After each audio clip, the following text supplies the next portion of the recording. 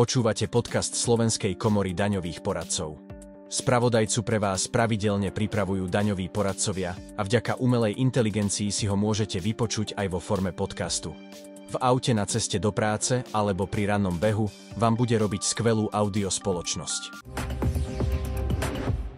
Téma: Legislatíva Slovenskej republiky. V dňoch 24.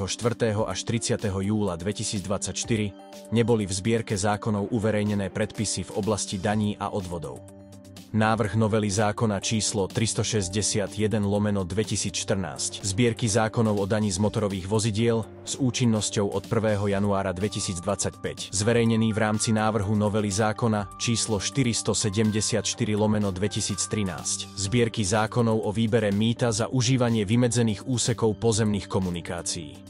Cieľom novely je zníženie zdanenia vozidiel používaných na podnikanie na úroveň minimálnych sadzieb daní stanovených v prílohe 1 smernice Európskej únie 1999/62 o poplatkoch za používanie cestnej infraštruktúry vozidlami v spojení s článkom 3 a 6 tejto smernice, ktorými sú harmonizované minimálne sadzby dane pre ťažké nákladné vozidlá nad 12 tón v závislosti od hmotnosti vozidla, počtu náprav a typu pruženia hnacej nápravy. Účinnosť 1. januára a 1. júla 2025. Pripomienkovanie na metodika@skdp.sk do 5. augusta 2024. Návrh vyhlášky, ktorou sa doplňa vyhláška číslo 537/2011 zbierky zákonov o kontrole výroby a obehu liehu. Cieľom je, aby na odber liehu z výrobného zariadenia pred jeho registráciou kontrolným liehovým meradlom bolo možné použiť aj povinne kalibrované meradlá v súlade s metrologickými predpismi. Pripomienkovanie predbežnej informácie do 7. augusta 2024 na metodika@skdp.sk. Téma: Sociálna poisťovňa informuje. Samostatne zárobkovo činná osoba. Nezabudnite si upraviť novú výšku platby poistného a uhradiť ho prvýkrát do 8. augusta 2024. Téma: Finančné riaditeľstvo Slovenskej republiky. Vďaka daňovým exekútorom pribudli tento rok do štátneho rozpočtu viac ako 2 milióny eur. Prevencia nezaberá, musí prísť sankcia pre nepoctivých podnikateľov. Informácia k oslobodeniu príjmu, výnosu, z predaja akcií a predaja obchodného podielu.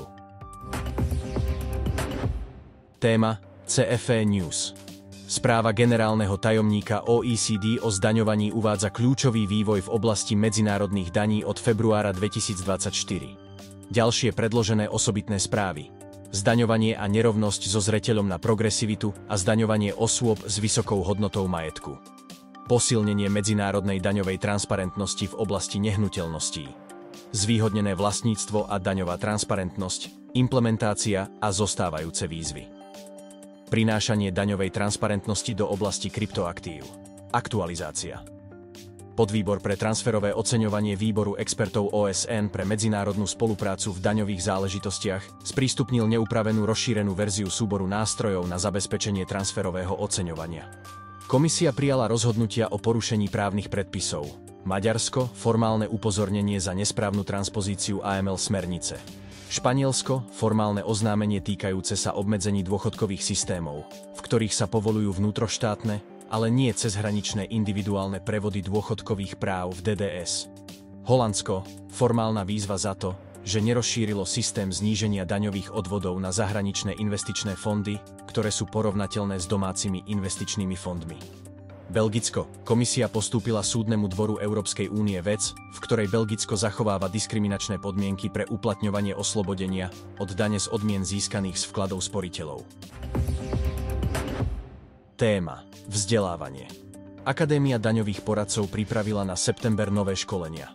11. septembra webinár zameraný na identifikáciu a registráciu konečných užívateľov výhod, a to v kontexte dvoch popri sebe existujúcich registrov: registra partnerov verejného sektora a registra právnických osôb.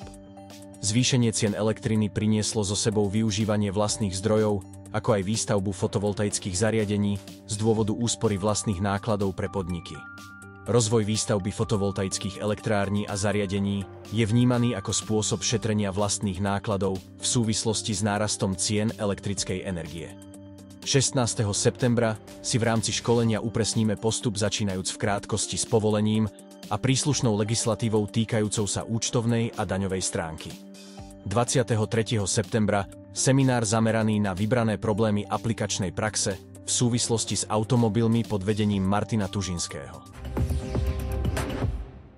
Kompletného spravodajcu nájdete na webovej stránke SKDP. Tešíme sa na vás opäť o týždeň.